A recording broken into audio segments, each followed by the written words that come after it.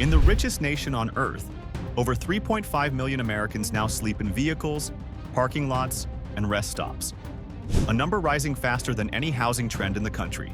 Rents have surged over 30% since 2020, while nearly 60% of workers can't afford a $1,000 emergency, forcing families, students, and retirees into sedans, minivans, and aging SUVs. Across the U.S., 1 in every 5 homeless individuals now lives in a car, quietly forming the largest mobile population in modern American history. This isn't a fringe lifestyle. This is what happens when housing stops being a human necessity and becomes a financial investment, leaving millions to survive inside whatever four wheels they can afford. America's cost of living has detached from economic reality, creating the largest affordability gap in modern history. Incomes that once supported a stable life can no longer compete with the relentless price pressures hitting every household. Since 2020, national rent is up over 30%, groceries have climbed 25%, auto insurance has surged nearly 50%, and electricity costs have risen at the fastest pace in 2 decades. Yet median wages grew only 12% in the same window. The math no longer adds up for millions, and the failure of that equation defines this crisis. Housing absorbs the biggest blow. In more than 230 U.S. cities, the cost of a basic one-bedroom now requires over 40% of a median worker's income, double what economists consider healthy. Mortgage rates above 7% turned entry-level homes into luxury items, while rent inflation pushes workers into impossible trade-offs: pay the landlord or pay for food, medication, and transportation. The economic squeeze is not a slow trend. It is an accelerating collapse of purchasing power. At the same time, Americans face a financial system designed around higher baseline costs. The national average for monthly essentials, rent, utilities, food, fuel, and insurance, now exceeds $3,200, while nearly 70% of workers bring home less than that after taxes. Even a full-time job no longer guarantees shelter. This erosion of economic stability forces households to cut deeper every month until the final expense left to sacrifice is the roof itself. This is why vehicle living is exploding nationwide. Not because people seek freedom or simplicity, but because the economy has cornered them into the least expensive shelter still available. When paychecks can't absorb modern living costs, the car becomes a lifeline, one that offers safety from the rent cycle but exposes people to every other vulnerability. The economic squeeze is not just tightening, it is reaching a breaking point. And what follows is the human response to a system where basic survival no longer fits inside a worker's income. The affordability crisis has created a displaced population unlike anything the United States has ever seen. This is not defined by chronic poverty or long-term instability. It is driven by ordinary people who can no longer financially withstand the modern cost structure of American life. Today, more than 53% of individuals living in vehicles report having full-time jobs, and a growing share hold college degrees. The economy has produced a paradox. Millions are employed, yet structurally priced out of housing. Students are now one of the fastest-growing segments. With average college rent near $1,400 per month and campus housing shortages nationwide, many choose vehicles so they can remain enrolled. Their academic future depends on minimizing housing costs, even if that means sleeping in parking lots near libraries and lecture halls. The idea that education guarantees stability is breaking under the weight of tuition, fees, and living expenses that push young people into debt before they even graduate. Families are also entering this hidden crisis. Rising childcare costs, now averaging $11,600 per year per child, combined with rent pressure, leaves single parents and low-income households with no buffer. A vehicle becomes the only space where they retain control over their immediate environment, even though it offers none of the security or resources necessary to raise children. The displacement of working families is one of the clearest indicators of a collapsing housing system. Retirees, once the most stable demographic, are being pushed into vehicles at an alarming pace. Fixed monthly incomes of $1,800 to $2,200 cannot compete with rising rents that regularly exceed $1,500 for a modest unit. Social Security was never designed for an economy where basic shelter consumes nearly the entire benefit. This forces seniors into mobility they neither desire nor can physically sustain. The emerging displaced class spans every age, background, and occupation. It reflects a country where employment, education, and retirement no longer shield individuals from housing insecurity. This widening demographic sweep sets the stage for what follows. A society redefining shelter not by choice, but by economic necessity. As more Americans are forced into vehicles, cars are being re-engineered, improvised into shelters that were never meant to support human life. The transformation is rooted in necessity, not choice, and follows a system of survival developed out of rising economic pressure. Once stable housing becomes unattainable, the interior of a sedan, SUV, or van must replicate the basic functions of a home with limited space, limited power, and limited protection. Sleeping arrangements are the first challenge. Seats are flattened, foam pads replace mattresses, and insulated window covers attempt to control temperatures that can swing 40 to 60 degrees in a single night. Storage is compressed into plastic bins and under-seat compartments, forcing individuals to reduce their belongings to whatever fits inside 30 to 50 cubic feet. Each square inch becomes a calculation between access, safety, and necessity. Electricity becomes a second infrastructure to rebuild. With no stable outlet, people rely on small battery packs, car chargers, or inexpensive inverters. A basic power setup runs $40 to $120, yet provides only enough energy for phones, small lights, or a heating pad. The absence of refrigeration means food must be selected for durability, not nutrition, accelerating both health risks and daily expenses. Hygiene becomes a logistical puzzle. Showers come from 24-hour gyms, truck stops, or public beaches where access may require $10 to $20 fees. Restroom access depends on businesses, gas stations, and community centers willing to tolerate the growing presence of vehicle residents. Cleanliness is maintained in fragments, never guaranteed, and constantly interrupted by mobility requirements. Safety adds another layer of constant calculation. Individuals seek parking locations that minimize scrutiny while avoiding isolation. The balance is fragile. Stay too visible and risk police interaction. Stay too hidden and risk personal danger. This improvised survival system marks the point where vehicle living evolves from a stopgap into a structured response to unaffordable housing. Each adaptation reflects the next stage of displacement, a population reshaping daily life inside machines designed for travel, not permanence. Despite appearances, vehicle living is not cheap. It is simply cheaper than the rent spiral Americans can no longer sustain. When shelter becomes a moving metal box, expenses don't disappear, they transform. What emerges is a new economic framework, a vehicle livability index, the minimum cost required to keep a car functioning as a home rather than a liability. Fuel is the first unavoidable expense. Even with limited driving, maintaining mobility consumes $80 to $160 per month, depending on region and gas prices. Add idling for heat or charging devices, and the cost rises further.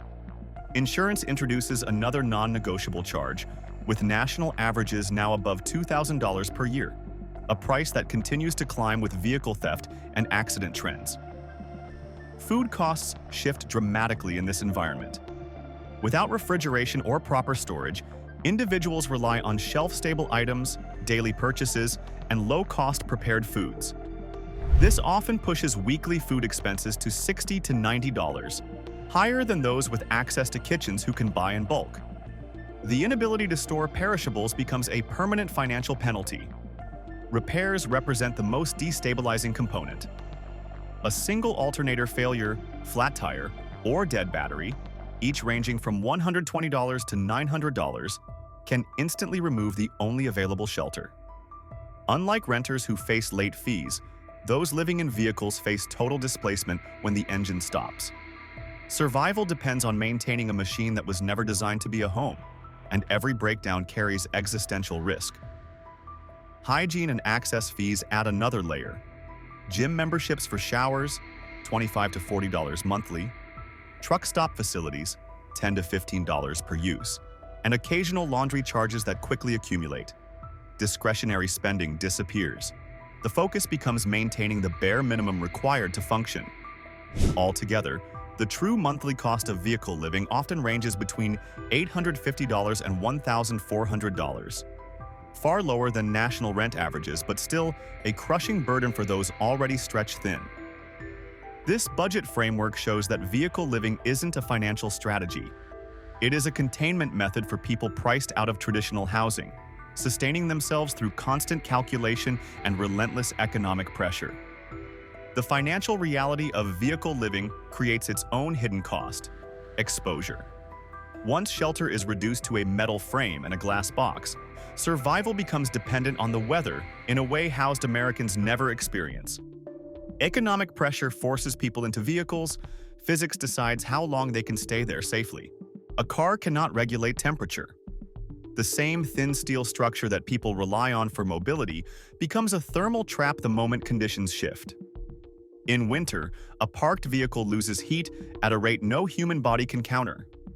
Studies show the interior can drop 20 to 30 degrees Fahrenheit within the first hour, meaning an outside temperature of 25 degrees. Fahrenheit turns the inside into a freezing environment before midnight.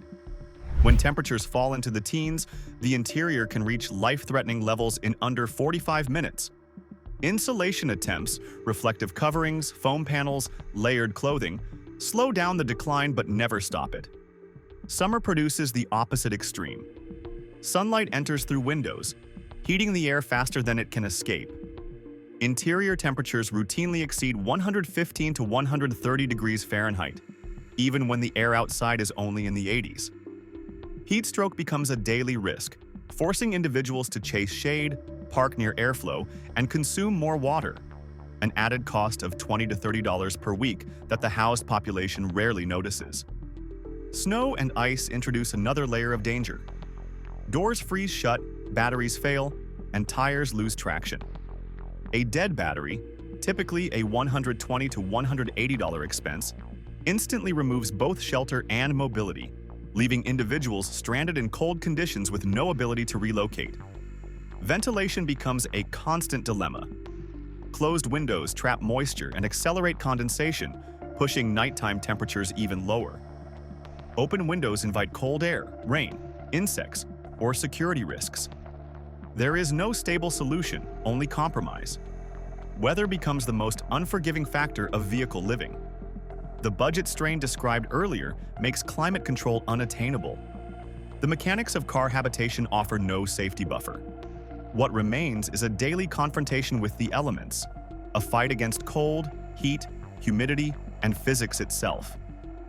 The same weather forces that turn vehicles into hazardous shelters also dictate where people can physically exist. What emerges is an unofficial geography of survival, shadow neighborhoods built not through planning, but through necessity. These locations form when economic pressure, climate risks, and mobility limitations intersect, creating concentrated pockets of vehicle residence across the country. Gas stations, big box parking lots, industrial edges, and 24-hour commercial zones have become the default infrastructure. In cities like Phoenix, Denver, Portland, and Atlanta, local counts show anywhere from 1,500 to over 6,000 individuals sleeping in vehicles on any given night. These clusters grow because they offer lighting, foot traffic, bathrooms, or simply the comfort of being unnoticed among dozens of other parked cars. Rest stops along major highways serve as another anchor in this emerging map. With over 1,800 federally monitored rest areas, these sites provide brief safety, predictable patterns of activity, and legal gray zones where enforcement is inconsistent. Yet the very visibility of these locations makes them temporary at best. Vehicles cannot remain for more than a few hours without risking fines or forced removal. Church lots, warehouse districts, and suburban retail strips form the third category, spaces hidden enough to feel safe but populated enough to avoid isolation. These areas often become semi-permanent settlements, with dozens of vehicles returning night after night. Cities like Seattle, San Jose, and Sacramento document entire blocks where 30 to 70 vehicles line up from dusk until dawn, functioning as improvised neighborhoods without formal recognition. This shadow geography exposes a contradiction. Cities attempt to regulate or disperse these clusters, yet the same cities offer no affordable alternative. As housing costs climb and weather conditions become more extreme, the distribution of vehicle homelessness spreads outward, reshaping urban and suburban landscapes. These zones are not random. They reflect the structural reality of a population surviving in motion. And as economic strain deepens, these hidden neighborhoods expand, silently redrawing the map of where Americans live when traditional housing is no longer within reach. The formation of shadow neighborhoods reveals something deeper. Vehicle living is not only a spatial crisis, but a biological one. The body and mind were never built for constant alertness, restricted movement, and exposure to unstable environments. Once daily life shifts into a confined vehicle, health begins to deteriorate in measurable and alarming ways. Sleep becomes fragmented. The average person living in a car sleeps 3.5 to 5 hours per night, rarely in uninterrupted cycles. Noise, cold, heat, and fear of disturbance keep the brain in a heightened state of vigilance, preventing deep restorative rest. Chronic sleep loss triggers weakened immunity, hormonal imbalance, and cognitive decline. Conditions that, for housed populations, typically emerge only after years of stress, but in vehicles accelerate within months. Physical health declines alongside sleep disruption. Restricted space leads to joint stiffness, elevated blood pressure, and decreased circulation. Without refrigeration, diets rely heavily on high-sodium or low-nutrient foods, contributing to fatigue and long-term cardiovascular risk. Even hydration becomes inconsistent, with individuals often limiting water intake to reduce nighttime bathroom needs. The cumulative effect is premature aging of the body under conditions that mimic long-term physiological stress. The psychological toll runs parallel. Constant mobility, unstable surroundings, and the absence of private space produce elevated cortisol levels, the body's stress hormone, which can remain high for prolonged periods. Research shows that individuals experiencing this type of instability are 2 to 3 times more likely to develop anxiety disorders and depressive symptoms. The lack of boundaries between home, street, and public erodes emotional stability, creating a mental state defined by survival mode rather than long-term planning. These health effects reinforce the cycle of displacement. Exhaustion reduces job performance, illness increases expenses, and psychological strain weakens resilience. Vehicle living is not simply an economic outcome, it is a health emergency unfolding in silence. The toll on the human body becomes the clearest indicator that this crisis extends far beyond affordability, exposing a growing population pushed into conditions that steadily undermine both physical survival and mental endurance. The health deterioration seen among vehicle residents exposes a larger breakdown. The institutions meant to provide stability can no longer absorb the volume of people falling into housing insecurity. What was once a fringe issue has become a structural crisis, overwhelming systems that were never designed for this scale of displacement. Shelters illustrate the first point of collapse. Across major urban areas, occupancy rates routinely exceed 95%, leaving thousands turned away nightly. Many facilities operate with budgets that have not kept pace with inflation. A typical city shelter spends roughly $28 to $45 per person per day, an amount far below what is needed to accommodate rising demand, medical needs, and winter surges. The gap between available beds and individuals seeking safety widens every year, forcing more people to rely on vehicles as overflow housing. City governments face similar limitations. Enforcement of parking restrictions, public safety oversight, and sanitation demands have all intensified as vehicle populations grow. Yet municipal budgets remain strained, with some cities reporting double-digit increases in homelessness-related service calls. Regulations intended to manage public spaces, no parking zones, overnight bans, vehicle habitation ordinances, end up pushing people from one area to another without addressing the root problem.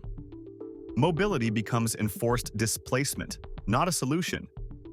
Federal assistance programs fail to bridge the gap. Housing vouchers reach only 1 in 4 eligible households, and funding cycles lag years behind actual cost of living increases. Emergency rental programs launched during the pandemic were temporary lifelines, but their expiration left millions exposed to rent hikes they could no longer meet. Meanwhile, construction of affordable units remains deeply insufficient. The nation faces a shortfall of more than 7 million low-cost homes.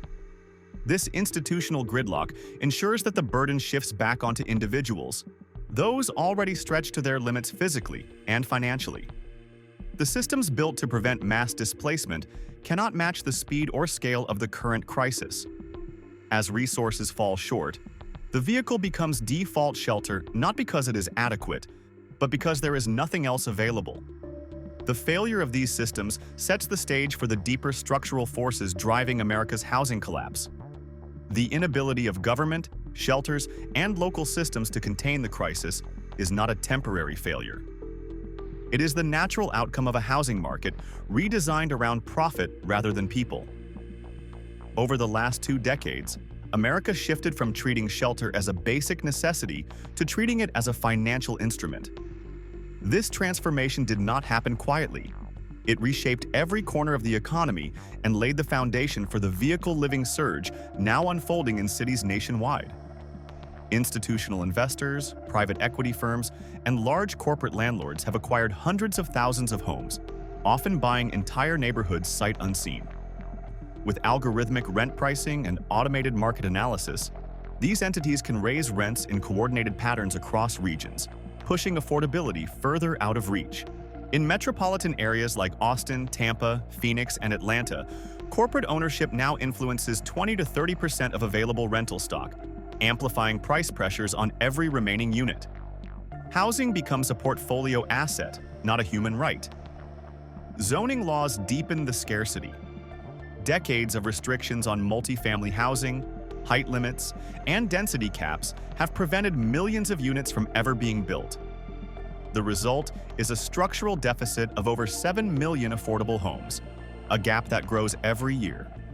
Construction costs, interest rates above 7%, and land shortages ensure that new units skew toward luxury categories, leaving working households priced out before buildings even open.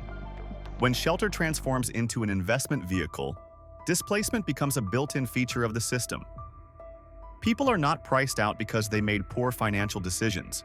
They are priced out because the market is engineered to maximize returns, not maximize stability. The economic shockwaves, layoffs, inflation spikes, rising insurance premiums, and stagnant wages simply accelerate a trend that was already mathematically inevitable. This brings the country to the threshold of 2026, where multiple forces converge. If inflation remains sticky and mortgage rates stay elevated, millions more renters will face unaffordable lease renewals. Retirees relying on $1,800 to $2,200 in monthly Social Security benefits will be unable to compete with average rents above $1,700. Younger workers, burdened by record student debt and unstable wages, will increasingly opt for vehicle living as the only viable path to survival. Cities will feel the strain first. Swelling vehicle clusters around commercial corridors, overloaded shelters, rising sanitation demands, and escalating public health emergencies. Employers will feel it next, as exhaustion, illness, and instability reduce workforce consistency. Meanwhile, the housing market will continue drifting upward, not because families can pay more, but because institutional buyers can, deepening the divide between those who own the system and those who are trapped inside it. If nothing changes, America will enter a new era where housing is no longer the foundation of stability, but the primary driver of national decline.